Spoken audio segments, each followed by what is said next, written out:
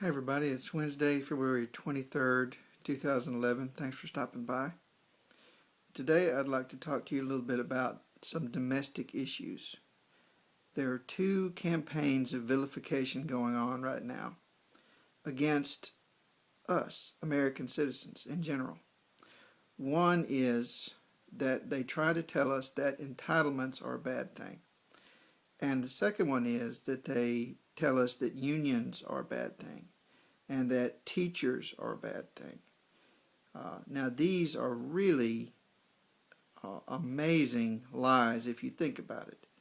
And what's even more amazing is that people fall for them. And you know, if you go just walk outside and ask anybody that you see about unions, and they'll tell you that they're horrible, evil, disgusting things, that unions are the reason why companies go out of business, for instance.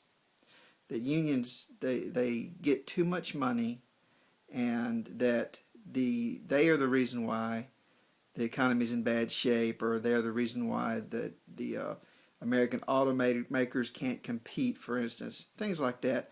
Things that are utterly, completely untrue, but that you can find on Fox News and in talk radio and in American mainstream political discourse. You know, it's all just lies and distortions. Now, here's an example. I saw this tweet today on Twitter.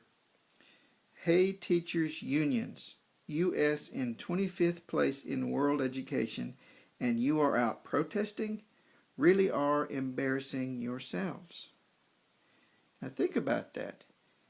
This person, I don't know who they are, but this person is not atypical.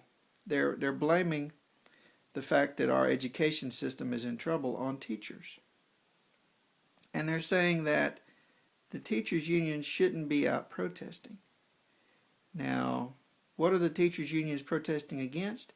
It's not the pay cuts, actually. The teachers' unions have already agreed to pay cuts. They've agreed to everything which the governor of Wisconsin has demanded, except that they disband their union and give up the right to protest. Now, they're not going to give up the right to strike or protest, and they're not going to disband their union.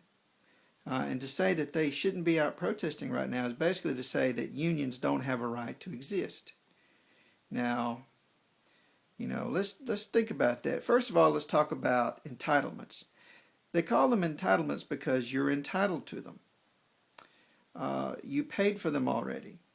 And basically, if they don't give you what they're supposed to give you, they're taking your money and not giving it back. So entitlements, yes, I mean, they are entitlements because you're entitled to get them.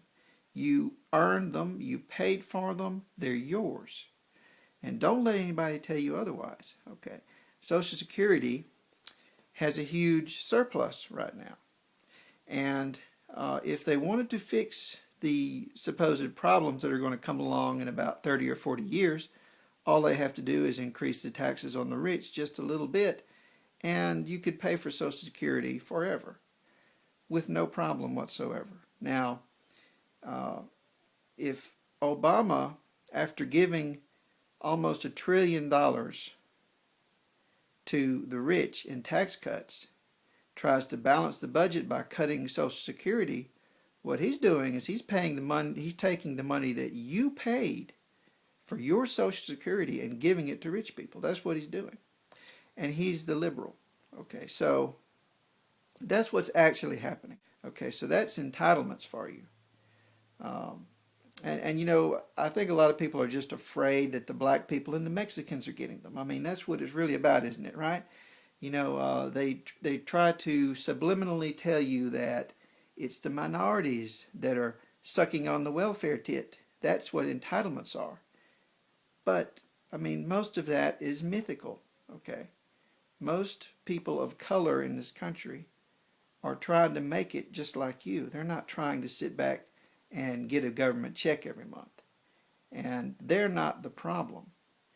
The money going to the people that are down and out, to the people that can't work, to the people that can't find jobs, those people aren't the problem. That money is not that much. The people that are the problem are the people at the very top who commit crimes and never get indicted, who lose money and then get it repaid by you. Those people are the ones that are dragging down the economy, believe it or not. And it's a similar story with the unions. Now, if you look at Egypt, that revolution never could have happened without unions. That's a fact. The unions helped the protesters put enough pressure on Mubarak's regime for them to kick out Mubarak. I mean, that's what happened.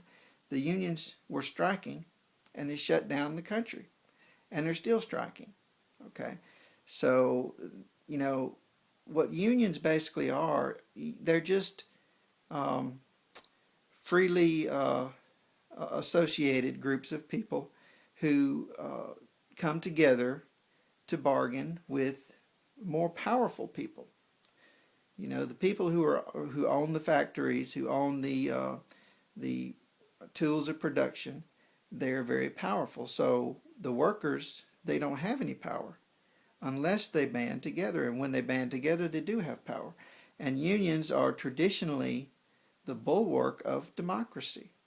Okay, so what they're doing when they're demonizing unions is they're trying to destroy the last democratic sphere that we have left in this country. And of course, they won't be able to do that. The unions will always come back, no matter how many times they outlaw them, but that's what they're trying to do. Just like in China now, they have unions in China, even though they're not supposed to. So, but what's really sad about it is that people take these positions saying, yes, cut our Social Security, yes, cut the pay for our teachers, take away our rights to associate with each other. It's really sad that people, end up taking these positions. Okay, so, and what they're doing to teachers is just so repugnant and so, so horrible that teachers are the people who take care of your kids on a daily basis and who teach them what they need in order to succeed in the world. I mean, teachers work so hard and get so little money, and they perform such a vital service. And they do it because they love to teach, not because they want money. Okay? But they have rights. And instead of us being appreciative of our teachers and saying, thank you for teaching our kids, we're blaming them for the policies of our government, as if teachers are responsible for the fact that we're in 25th place. Our teachers are responsible for the fact that, the governor in Wisconsin is trying to take away their constitutional rights, and so they have to protest it. I mean, that's not their fault. They would rather be teaching right now than protesting. But if you take away their rights as American citizens, yes, they're going to protest. And if you pass Head Start and No Child Left Behind and all these other programs that are really attacks on public education, and you spend all your money on wars and you spend all your money on the rich, and you keep cutting education year after year after year, and you keep working them harder year after year after year, what do you think they're going to do? Sooner or later, they're going to fight back. And that's not their fault. And the educational system is going to slip. That's, again, not their fault. Okay? If we're in 25th place, it's because of the policies of our government, not because the teachers aren't working hard enough. Because they've been working hard, okay, this whole time. They've been working their asses off. And we haven't been supporting them. We've been listening to Fox News and crapping all over them while they do incredibly valuable things for us.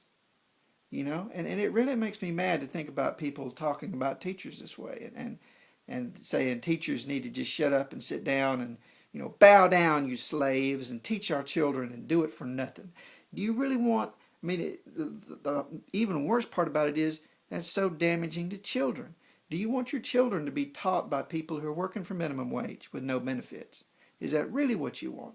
Do you really want your children to be taught by the people who can't get any other job and who have no rights to organize and no rights to do anything at all? Your children will not be educated very well unless you support those teachers. Thanks for watching.